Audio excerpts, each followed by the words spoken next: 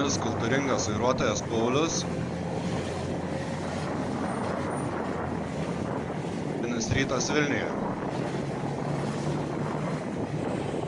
Dėl sutaupyto laiko iš tikrųjų sulaukiu komentaro, kad tokie va manevrai padeda sutaupyti laiko, taip neginčysiu, padeda. Bet kartais pasirenku maršrutą tokį, kur važiuoju iš tikrųjų tiesiog per aplinkui, tam, kad papulčiau tokią situaciją ir parodyčiau realią situacija Vilniuje, kokia jinai yra, kaip iš tikrųjų Vilniaus gatvės atrodo ir kaip būtent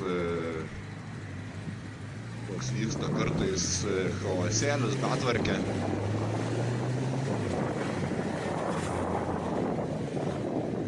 Taigi, o dėl tokio manevringo vairavimo, tai aš skaitau, kai tu vairuoji būtent to taip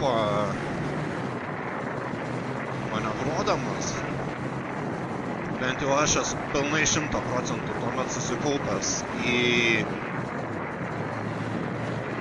tai, ką aš darau. Vairuoju, stebiu situaciją ir būnu 100% susikaupęs. Ir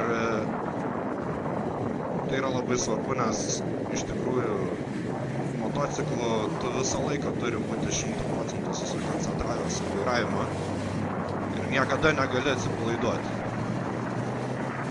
Ar ten svajoti apie kebabus, ar dar kažką, tai tu turi visą laiką galvoti, kaip pasukti, kur lenkti, kur nelenkti.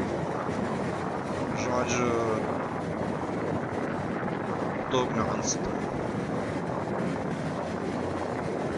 Pavyzdžiui, aš stengiuosi net nevažiuoti autobusų juostą, nes aš bijau ten per daug atsipalaiduoti ir tuomet nepastebėti iš dešinės išvažiuojančio automobilio.